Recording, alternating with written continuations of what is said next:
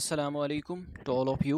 आज की इस वीडियो लेक्चर में हम बात करने वाले हैं पोएम ऑट जेनिफर्स टाइगर्स, जो लिखी है एड्रीन रिच ने। आज की इस वीडियो में हम कौन से टॉपिक्स कवर करेंगे?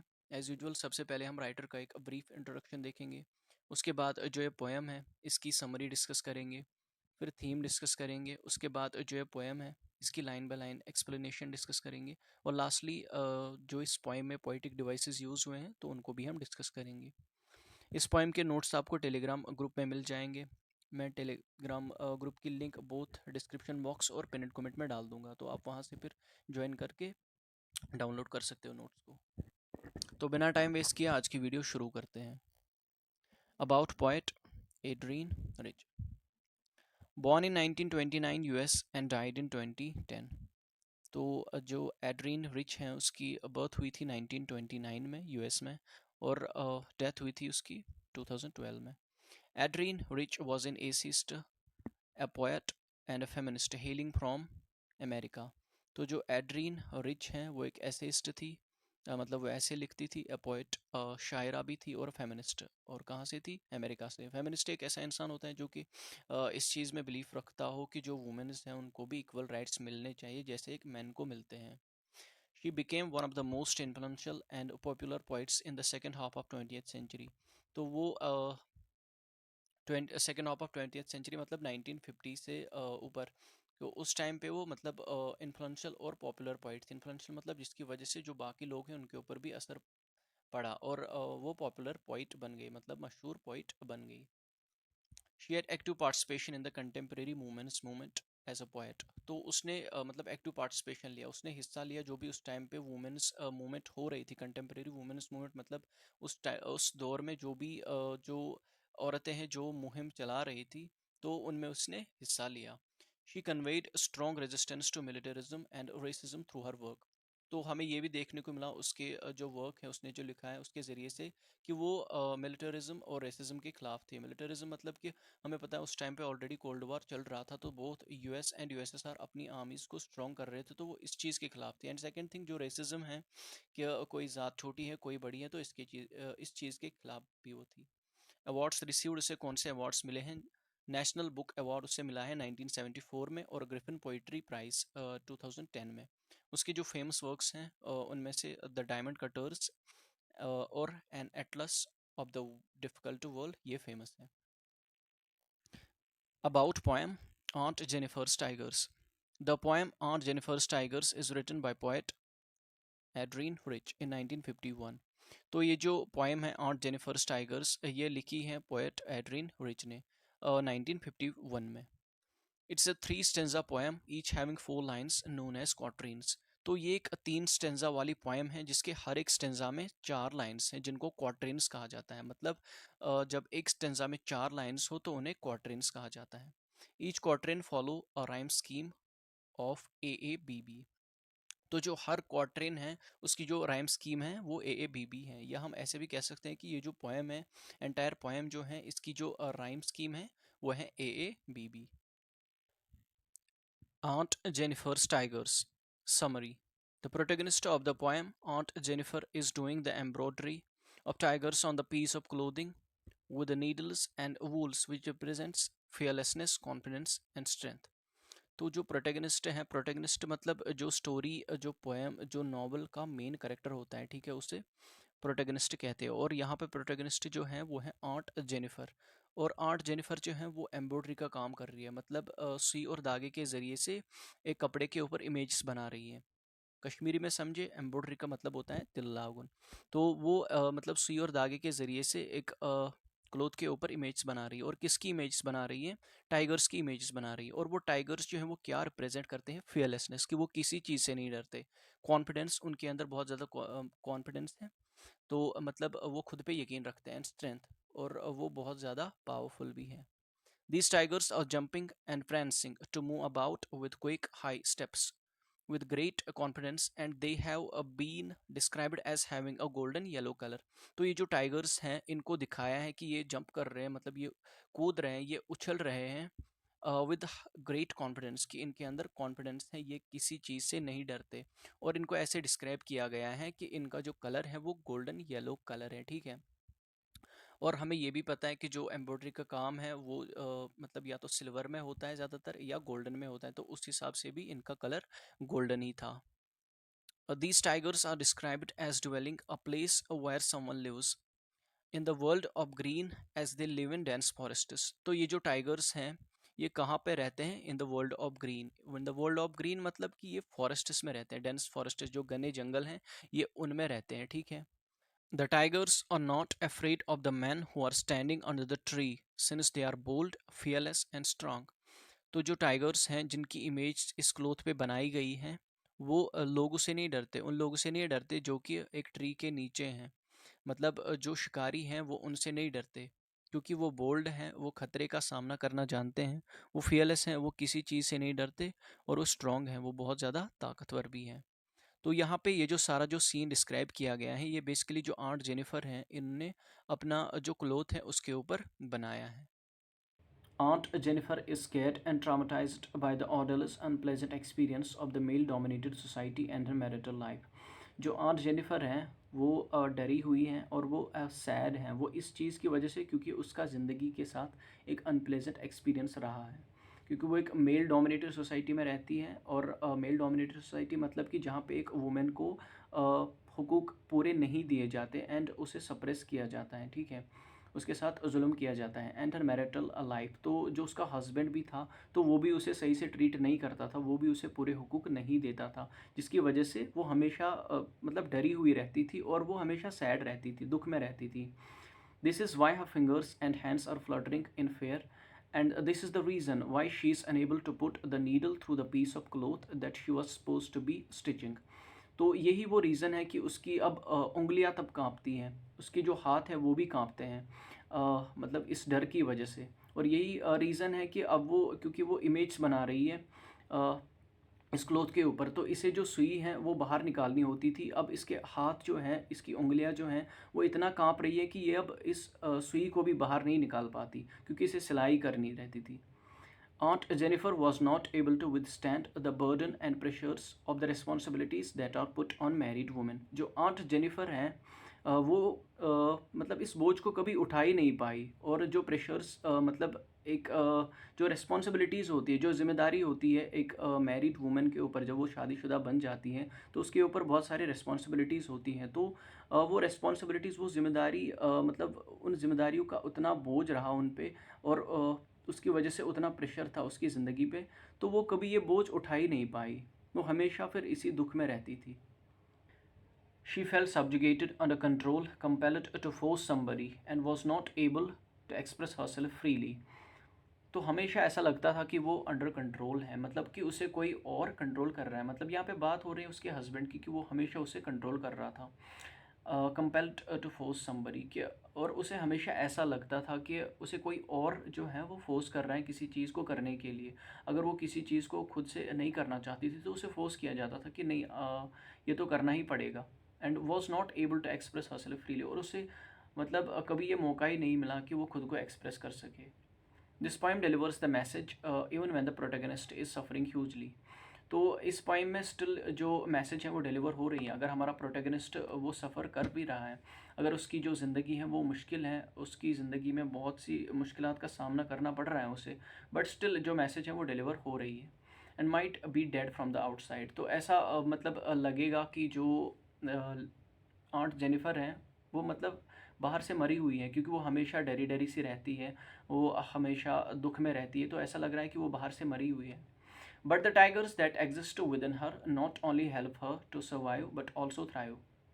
बट अगर बात करें उसके इनर सेल्फ की, मतलब उसकी जो इमेजिनेशन है उसमें मतलब जो टाइगर्स हैं उसके दिमाग में, तो उसकी वजह से एक तो वो ज़िंदा है, दूसरी चीज़ कि वो अब ग्रो भी इसी चीज़ की वजह से कर रही है। मतलब जो टाइगर्स है उसके दिमाग में वो रिप्रेजेंट करता है कि उसकी खुद की ख्वाहिश क्या है।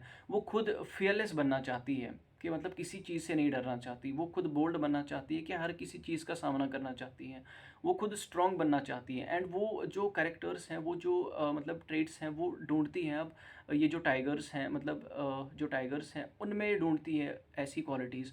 तो इस चीज़ की वजह से अब एक तो ये ज़िंदा है, दूसरी चीज़ कि अब इसी में इसने अपनी जो खुशी है उसको ढूंढ लिया है। This poem delivers a very important message in the context of women's experiences in a male dominated society and how adversely it impacts the lives of women, especially married women. तो इस पोइम में ये message deliver की गई है कि एक women जो है उसे क्या चीज़ें एक्सपीरियंस करनी पड़ती है एक मेल डोमिनेटेड सोसाइटी में, मतलब जहाँ पे सारे जो पावर्स है वो एक मेल के पास रहते हैं और जो वुमेन है वो एक नौकर की तरह होती है जो बस काम करते रहते हैं, ठीक है। और इस मेल डोमिनेटेड सोसाइटी में जो एक वुमेन रहती है उसकी ज़िंदगी के ऊपर क्या असर पड़ता है, स्पेशली जो एक मैरिड वुमेन होती है तो उसकी ज़िंदगी पे क्या असर पड़ता है, तो इस चीज़ को इस पोइम के थ्रू जाहिर किया गया है।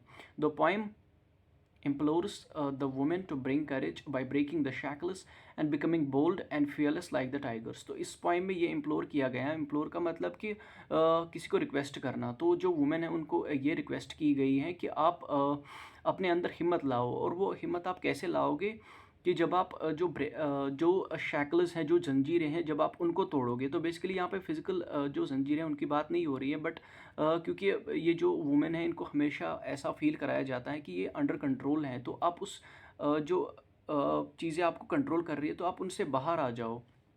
और जो ये शैकल्स हैं, जो ये जंजीरें हैं, आप इनको तोड़ो और फिर बोल्ड बन जाओ, आप चीज़ों का सामना करो and become fearless like the tigers. तो जैसे एक टाइगर जो है वो फियरलेस होता है, वो किसी चीज़ से नहीं डरता, तो आप बिल्कुल फिर उनकी जैसे ही बनो। Theme. The theme of the poem aunt Jennifer's tigers is related to the issue of dominance in society. तो इस पोएम में अगर थीम की बात करें तो वो इससे रिलेटेड है कि सोसाइटी में किसकी डोमिनेंस है और उस डोमिनेंस की वजह से लोगों की ज़िंदगी के ऊपर क्या असर पड़ता है। In this poem, the poet wants to highlight the issues and struggles that a woman has to face in the male-dominated society। तो इस पोएम में जो पोएट है वो इस चीज़ को हाईलाइट करना चाहती है कि मतलब किन चीज़ों का सामना करना पड़ता है, मतलब जद्दोजहद का सामना करना पड़ता है एक वुमेन को, एक औरत को एक मेल डोमिनेटेड सोसाइटी में जहाँ पे सारे पावर्स एक मेल के पास रहते हैं। Aunt Jennifer is essentially the protagonist in the poem and she symbolizes और represents the women across the globe. तो जो आर्ट जेनिफर हैं वो इस पोएम में प्रोटैगनिस्ट हैं जो कि सिम्बलाइज करती हैं उन सारी औरतों को who have been victims of persecution and oppression due to the patriarchal system। तो वो उन सारी वुमेंस जो हैं वो जो मतलब दुनिया में रहती हैं उनको रिप्रेजेंट करती हैं जिनको कि ये सारी चीज़ें जो हैं वो फेस करनी पड़ती हैं, ठीक है। मतलब जो आर्ट जेनिफर को जो प्रॉब्लम फेस करनी पड़ रही थी तो वो रिप्रेजेंट करती है उन सारी वुमेंस को जिनके साथ ये सेम चीज़ें हो रही है, मतलब जिनके साथ ये जुल्म ज़्यादती हो रही है, जो हमेशा ऐसे डरी हुई रहती हैं। तो ये मतलब सारी जो वुमेन्स हैं दुनिया की उनको रिप्रेजेंट कर रहा है कि उनको कैसे एक पेट्रियार्कियल सिस्टम में, एक मेल डोमिनेटेड सिस्टम में सताया जाता है। The poet has expressed her worries for the women via this poem. तो जो पोएट है उसने एक्सप्रेस किया है, मतलब उसका जो हम कह सकते हैं दुख, या हम कह सकते हैं कि उसकी जो फ़िक्र है जो सारी वुमेन हैं जिनको ये सब चीज़ें फेस करनी पड़ती है, तो इस पोएम के थ्रू उसने ये चीज़ें ज़ाहिर की हैं। What tigers symbolize in the poem aunt Jennifer's tigers. तो जो टाइगर्स हैं वो इस पोएम में क्या सिम्बलाइज करते हैं आर्ट जेनिफर्स टाइगर्स में। The tigers in the poem symbolize bravery and freedom. तो जो टाइगर्स हैं वो सिम्बलाइज करते हैं ब्रेवरी एंड फ्रीडम को, मतलब वो हमेशा ब्रेव रहते हैं, किसी चीज़ से नहीं डरते। एंड फ्रीडम, वो किसी के अंडर काम नहीं करते, ना तो कोई इन्हें कंट्रोल करता है, तो वो हमेशा फ्री रहते हैं। They also reflect aunt Jennifer's in the most desire to be fearless and break free from her husband's oppression. तो वो इस चीज़ को भी रिफ्लेक्ट करते हैं कि जो आर्ट जेनिफर है इसकी अंदरूनी ख्वाहिश जो है वो इसको भी रिप्रेजेंट करते हैं कि वो फियरलेस बनना चाहती है, वो किसी चीज़ से नहीं डरना चाहती। And break free from her husband's oppression. तो जो उसका जो हस्बैंड है जो उसके ऊपर जुल्म कर रहे हैं तो वो इससे भी इस जुल्म सितम से भी आज़ाद होना चाहती है। एड्रीन रिच और जेनिफर्स टाइगर्स। अब इस पोएम की लाइन बाय लाइन एक्सप्लेनेशन देख लेते हैं। और Jennifer's tigers prance across screen bright topaz denizens of a world of green. Prance का मतलब है उछलना, कूदना, और ये जो स्क्रीन है, स्क्रीन यहाँ पे मतलब है कि जो क्लोथ है जहाँ पे जिस पे ये जो आंट जेनिफर हैं ये इमेज बना रही है टाइगर्स की, और वो जो टाइगर्स हैं वो उछल रहे हैं।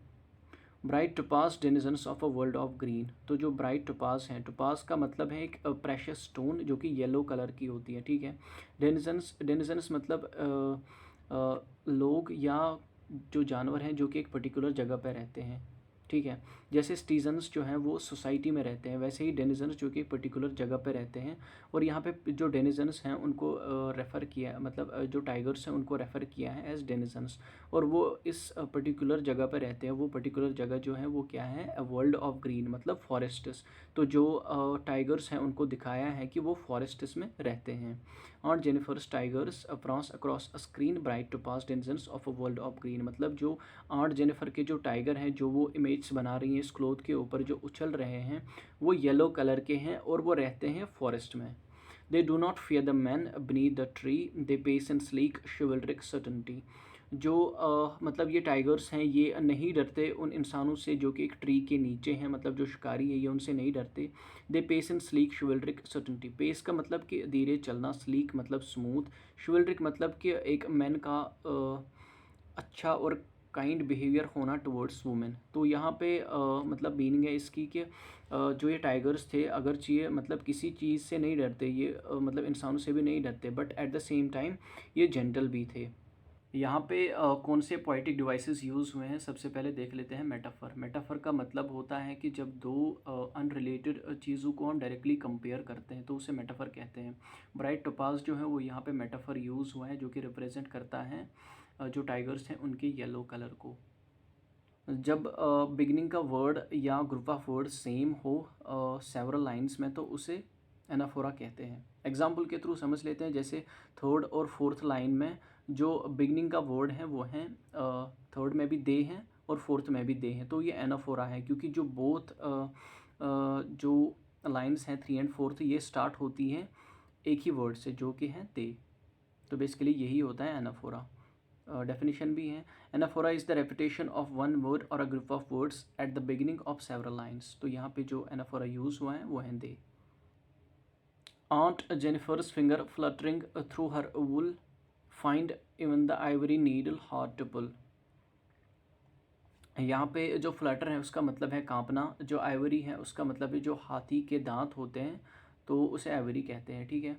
आंट जेनिफर की जो फिंगर्स हैं उसकी जो उंगलियां हैं वो कांप रही है जब वो इस मोटे धागे को, जो ये वूल है, इससे इमेज बना रही है टाइगर की। और अब बात यहाँ तक पहुँची है कि अब वो जो ये नीडल है इसको भी खींच नहीं पा रही है क्योंकि उसे इमेज बनानी थी, तो वो इस नीडल को भी जो ये सुई है इसको भी नहीं खींच पाती है। The massive weight of Uncle's wedding band sits heavily upon Aunt Jennifer's hand।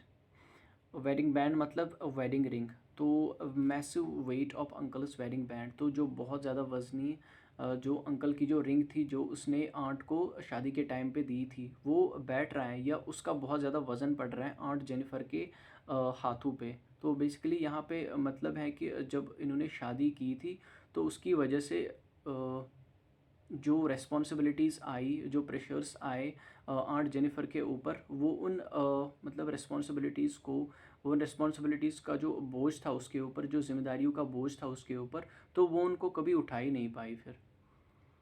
तो इन पोइम्स में जो पोएटिक डिवाइसेस हैं वो हैं सबसे पहले ऑलिट्रेशन। ऑलिट्रेशन का मतलब है जब कॉन्सोनेंट साउंड्स जो हैं, मतलब कंसेक्टिव वर्ड्स में कॉन्सोनेंट साउंड्स रिपीट होते हैं, जैसे कि फिंगर फ्लटरिंग, यहाँ पे एफ साउंड जो है वो रिपीट हुआ है।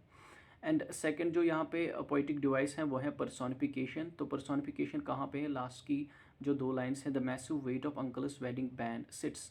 तो जो ये सिट्स यहाँ पे वर्ड यूज़ हुआ है, जो सिट मतलब पहले तो पर्सोनिफिकेशन का मतलब है कि जब हम नॉन ह्यूमन बीइंग को ह्यूमन की क्वालिटीज़ देते हैं, तो जो सिट है मतलब जो बैठना है, तो बैठता कौन है, बैठता एक इंसान ही है।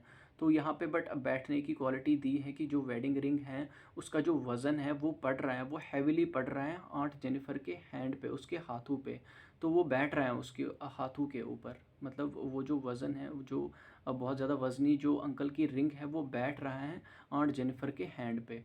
तो बैठने की क्वालिटी जो है वो इंसान की है, तो ये पर्सोनिफिकेशन है।